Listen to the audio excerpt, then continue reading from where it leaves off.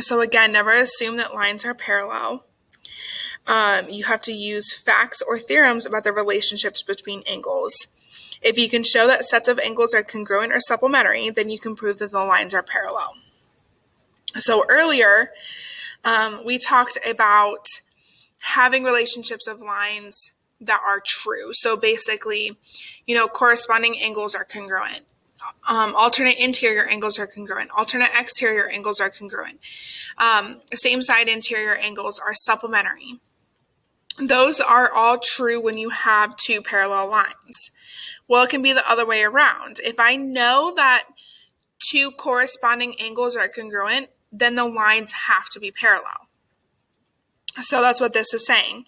Converse of corresponding angles postulate. We previously learned that when we have two parallel lines, then the corresponding angles are congruent. Well, here, we're flipping it around. If we know that our corresponding angles are congruent, then the lines have to be parallel. So, if two lines are cut by a transversal,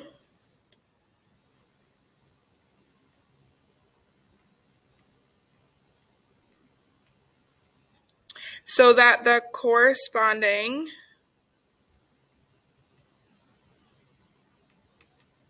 angles are congruent,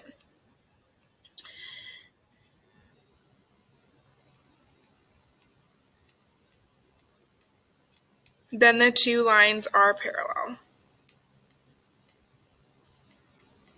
Okay, so looking at a picture, if we know angle 4 is corresponding with angle 8. Okay, so if angle 4 is congruent to angle 8, then I know that A has to be parallel to B. I know that that's true, so then those two lines are parallel. The converse of alternate exterior angles theorem, again, it's saying the same thing. If two lines are cut by a transversal so that a pair of alternate exterior angles are congruent, so if we know that they are congruent, then the lines are parallel. So angle 2 is alternate exterior angle with angle 8. Okay, so if I know that angle 2 is congruent to angle 8, then A has to be parallel to B. The converse of consecutive interior or same side interior angles theorem.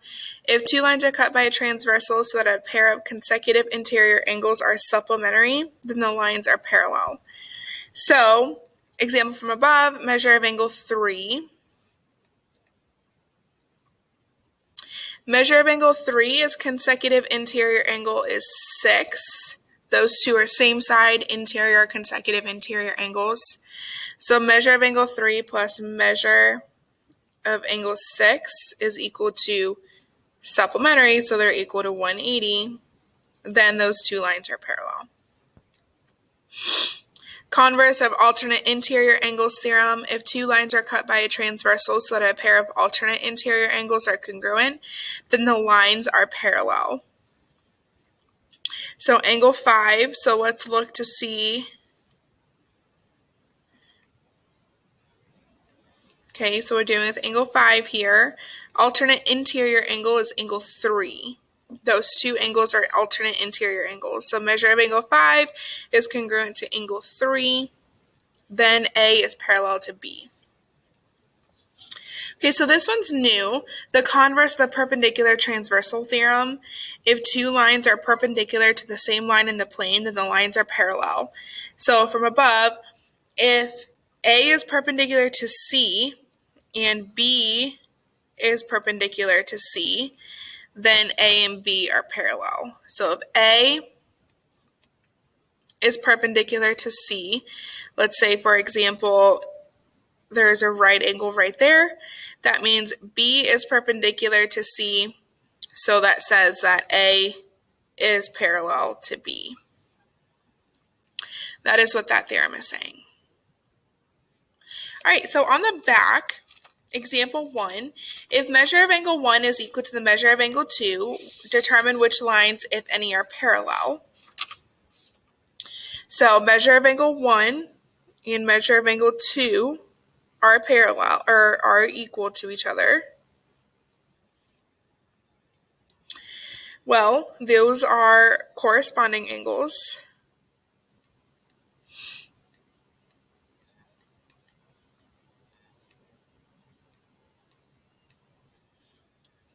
And our transversal is going to be M. So our transversal is M.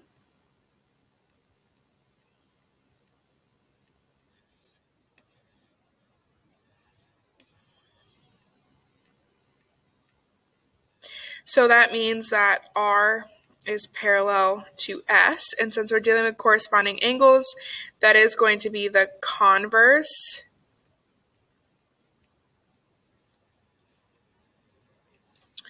of corresponding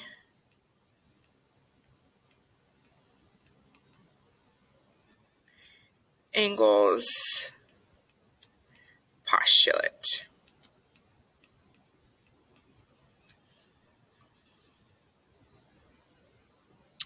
Example 2, find the measure of angle ABC so that M is parallel to N. Okay, so this angle and this angle is what is labeled. Those are alternate interior angles. And in order for line M to be parallel to line N, our alternate interior angles should be congruent. Okay, so this is an example of the converse of alternate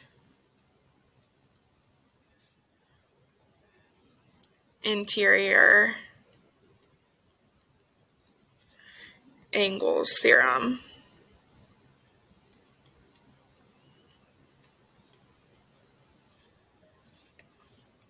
Okay, because I know if these are congruent to each other, then the lines are parallel. So I'm going to go ahead and set 3x plus 10 equal to 6x minus 20, and then solve for x. So I'm going to subtract 3x here. So 10 is equal to 3x minus 20.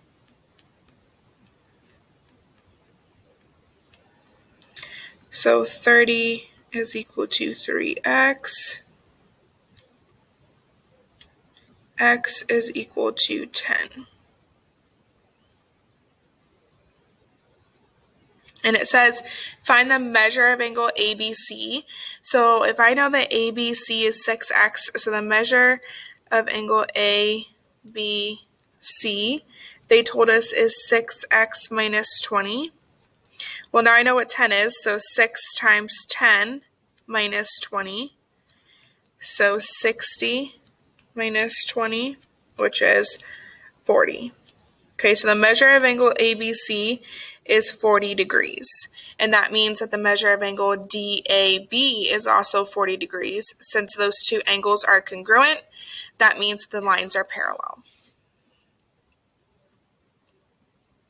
Okay, complete the proof. We are given that measure of angle 1 is congruent to measure of angle 5. Okay, so here's 1 and here's 5. We are also given that 15 is congruent to angle 5.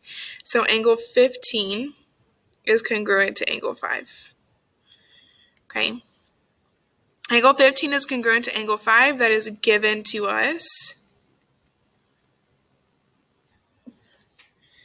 What lines are parallel then? 15 and angle 5. Okay, so we're going to be dealing with R and S because M is our transversal. So that means R is parallel to S. And that's one of the first things that I need to prove. And that is true. Those are alternate, the converse of alternate exterior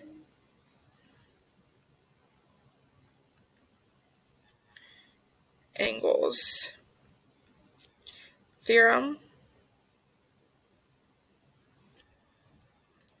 The last one, angle 1 is congruent to angle 5. That is given to us. Angle 1 and angle 5 are in red. Then I can go in and say that line L is parallel to line M because those two angles are on L and are on M. Those are corresponding angles, so that's going to be the converse of corresponding